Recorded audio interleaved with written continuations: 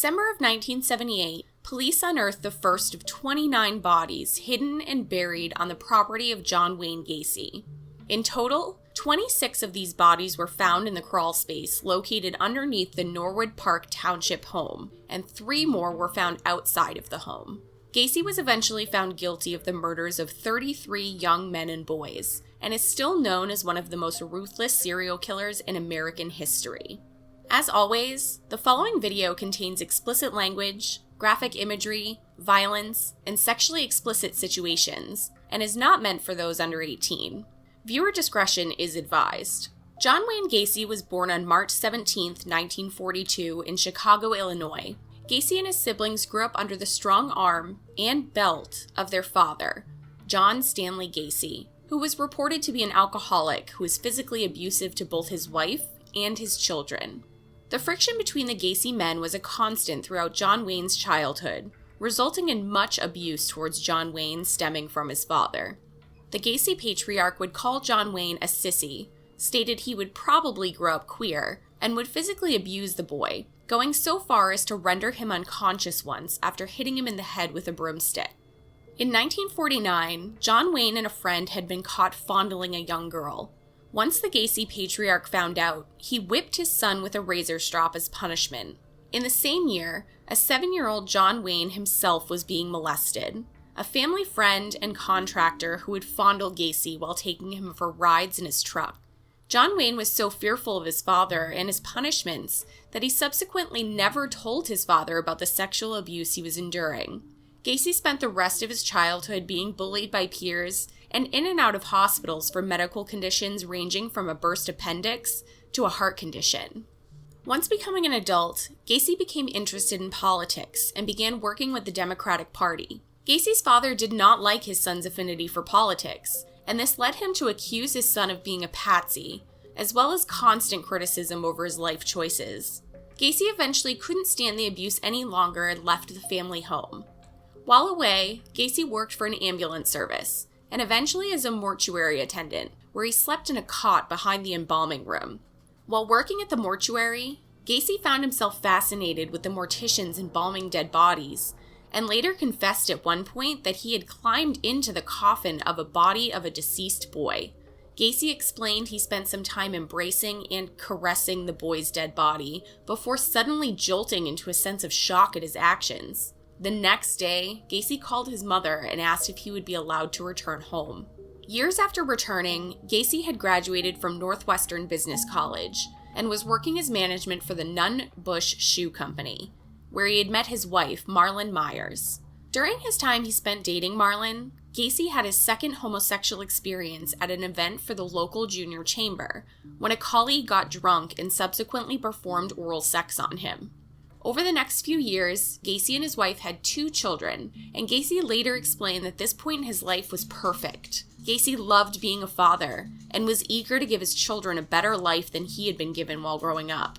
During this time, the Gacy patriarch apologized to his son for the abuse he had endured through his childhood, and proudly told John Wayne, "Son, I was wrong about you." Throughout this time, Gacy was still heavily involved with the junior chamber, which on its surface was a well-respected community of people involved with leadership training, business development, and management skills. But under the surface, there was a sordid underworld that involved wife swapping, prostitution, pornography, and drug use. Gacy was heavily involved with these seedy activities and was known for cheating on his wife with prostitutes. Gacy even went as far as to open a club in his basement, where his employees could drink and play pool. During the times in his club, Gacy would frequently make advances on his young male employees, and when rejected, would claim that he was just joking. In 1967, Gacy committed his first known sexual assault against a teenage boy. Donald Voorhees, a 15-year-old, was the son of a fellow junior chamber member. Gacy lured Voorhees back into his home with promises of showing him pornographic films. Upon arrival at the home, Gacy gave Voorhees alcohol and convinced the minor to perform oral sex on him. Over the next few months, several other teen boys were lured in both the same manner and also under the vague guise of conducting an experiment on homosexuality for, quote, scientific research. Gacy denied any wrongdoings with young boys, and many of his fellow junior chamber members rallied for him and also denied any wrongdoings. But Gacy was ultimately indicted on sodomy charges. Gacy was also charged and arrested in relation to hiring another young man to intimidate Voorhees into not testifying in the trial. Gacy was convicted of sodomy and sentenced to 10 years at Anamosa State Penitentiary, and his wife petitioned for divorce immediately. Gacy never saw his wife or children ever again, but Gacy was granted parole merely 2 years into his sentence. Just a year later, Gacy was charged again with sexually assaulting a teenage boy. The case was thrown out when the boy failed to appear in court, and the Iowa Board of Parole did not learn of the incident. Gacy's parole ended just 8 months later, and his previous criminal convictions were sealed. Later that year, Gacy was engaged to a former fling from high school, Carol Hoff, and they were married in July of 1972. Just a week prior to his second wedding, Gacy was arrested and charged with aggravated battery and reckless conduct. Gacy had impersonated a police officer, flashed a fake sheriff's badge, and forced a teen boy to perform oral sex on him. The charges were later dropped after the boy attempted to blackmail Gacy into paying money for the charges being dropped. After the marriage to his second wife, Gacy discovered the Jolly Joker Clown Club. The members of the Jolly Jokers would perform at fundraising events, parades, and would entertain hospitalized children. Gacy was enthralled and created his own clown personas, Pogo the Clown and Patches the Clown. As with most clowns, Gacy designed his own costumes and applied his own clown makeup, though his fellow clowns would later note that Gacy's sharp, pointed clown makeup was contrary to the normal rounded edge makeup that helped children not to feel frightened. During their marriage, Gacy admitted to his wife that he was bisexual and began spending more and more time away from the home. Carol saw Gacy bringing teen boys into their garage and found multiple instances of gay porn, as well as men's wallets and ID cards around the house. When confronted with this, Gacy angrily informed his wife that his property was none of her business. They filed for divorce early in 1976.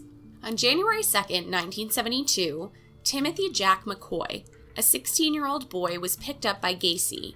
Gacy took McCoy on a sightseeing tour and then drove him back to his home, where Gacy stated that McCoy was welcome to spend the night and would then be driven back to the bus station he'd been picked up from in the morning. According to Gacy himself, he woke up in the middle of the night to find the young boy standing in his doorway with what appeared to be a large kitchen knife. Gacy recounted that he jumped from his bed, and McCoy appeared to surrender, accidentally cutting Gacy's arm in the process. Gacy then took the knife from McCoy by twisting his wrist, banged the boy's head against the wall, kicked him into the wardrobe, and then walked towards him. McCoy managed to kick Gacy in the stomach but was overpowered and stabbed repeatedly in the chest as Gacy straddled him. After the murder, Gacy went to the kitchen where he found a carton of eggs and unsliced bacon on the table, as well as place settings for two.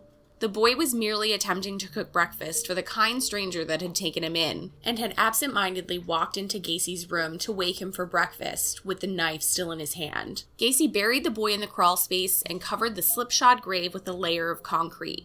After his arrest years later, Gacy recounted the killing and stated he had experienced a mind-numbing orgasm as he killed McCoy. Gacy then stated, "That's when I realized that death was the ultimate thrill." Gacy strangled and killed another teen boy, who is still unidentified, in January of 1974.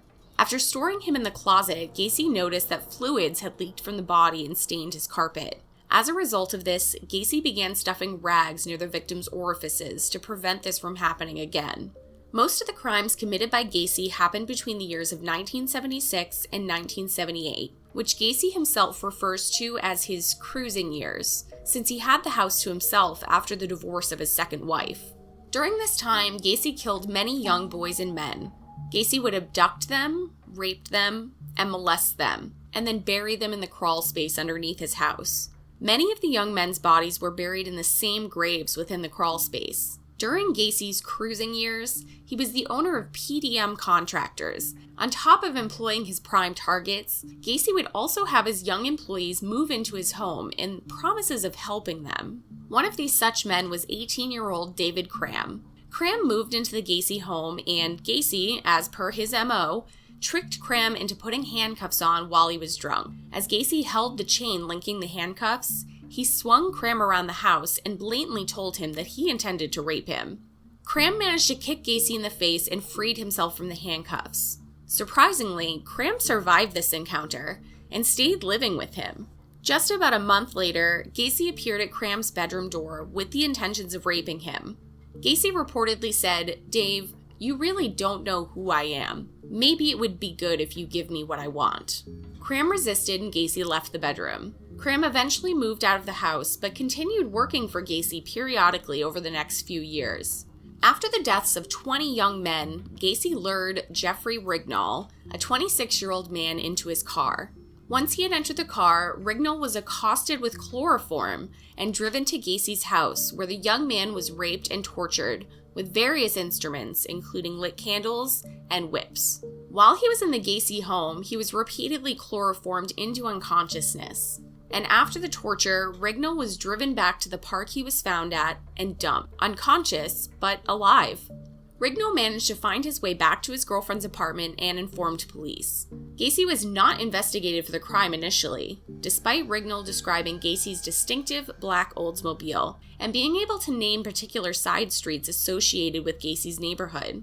Rignall was furious and teamed up with his friends to stake out the expressway where he knew he had driven past during his abduction. The friends eventually saw the Oldsmobile and followed it to Gacy's home, where they went to police. Police issued an arrest warrant and Gacy was arrested for battery. Gacy was awaiting trial for the battery charge against Rignall when he was eventually arrested for the murders. In December of 1978, Gacy was at a pharmacy discussing a remodel with the owner of the store. While in the pharmacy, a part-time employee mentioned he was looking for a second job, and Gacy mentioned he hired teen boys at double the pay he was earning at the pharmacy. The boy called his mother after Gacy left the store and said a contractor wanted to talk to him about a job. The boy then left the store and failed to return home or to his workplace. The police were notified of the missing boy, and the shop owner told police that the boy was intending to meet with Gacy about a job offer. When approached by police, Gacy denied meeting with the boy, and also denied ever offering the boy a chance at a job. Police were sure that Gacy was involved in the disappearance and began digging into his life. The police uncovered the outstanding battery charge, as well as the prison sentence for sodomy. A judge ordered a search of Gacy's house after seeing the new evidence, and police found many suspicious items, including a 1975 class ring engraved with the initials JAS, driver's licenses not belonging to Gacy, handcuffs, male clothing that was far too small for Gacy, a pistol, and photo receipts from the pharmacy the missing boy worked at. Police confiscated Gacy's car and maintained surveillance teams on him around the clock. Eventually, the police received a call about disappearances of other young men, some of whom were employed at Gacy's company. The police were then informed on the details of the battery charge, spoke to Gacy's ex-wife where they learned of the disappearance of another young man. The class ring found in Gacy's home was traced to another missing boy, and during all of this, Gacy tried to become friendly with the officers surveilling him by inviting them for dinner or drinks in bars or in his home, and then eventually accused the police of harassment due to his political connections or his use of recreational drugs. Police eventually examined Gacy's car further and brought in search dogs to determine if the missing boy from the pharmacy had ever been present in Gacy's vehicle. The dog had what investigators call a death reaction, indicating that the body of the boy had been present in the vehicle. The next morning, Gacy invited 2 surveillance detectives to breakfast at a local diner, where he talked to them about his business, marriages, and his activities as a registered clown. During breakfast, Gacy told one of the officers, "You know, clowns can get away with murder." On December 18, 1978, after about a week or so of surveillance, it was taking an obvious toll on Gacy, who was now attempting to sue the police department for harassment. Finally, on December 20th, Gacy arrived at his lawyer's office for a meeting. Upon arrival to the office, he requested an alcoholic beverage before pointing to the front page article about the missing pharmacy employee. Gacy informed his lawyers, "This boy is dead. He's in a river." Gacy continued on in a rambling confession that went on for hours, where he confessed to killing over 30 young men and boys, and stated that many of them were buried in the crawl space of his home. Gacy eventually awoke several hours later in a daze and did not seem to recall that he had just confessed to killing 30 people. A second search warrant of the Gacy house was issued, and it was discovered that Gacy had unplugged the sump pump of his home, and the crawl space had been flooded. The investigators plugged the pump back in and patiently waited for the water to drain. After the water drained, an evidence technician entered the crawl space and began digging, where he was quickly met with putrefied flesh and a human arm bone. The technician shouted back to the investigators that they needed to charge Gacy with murder, and added, "I think this place is full of kids." Gacy was arrested and confessed to the murders of 25 to 30 people, all of whom he falsely claimed were male runaways or male prostitutes. Between December 22nd and 29th, police uncovered 27 bodies from Gacy's property, 26 of whom were found in the crawl space. Gacy also took police to the location of his garage, where he had buried yet another, and the I-55 bridge, where he had thrown the bodies of up to 5 victims from the bridge. Many victims were identified, but there are still 6 unidentified victims in this case. Gacy was charged with 33 murders and was deemed mentally fit to stand trial. Prosecuting attorney Terry Sullivan referred to Gacy in closing arguments as the worst of all murderers. Gacy was sentenced to death for 12 counts of murder. Gacy ended up spending 14 years on death row, where he became known for his painting, many of which featured his character Pogo the Clown.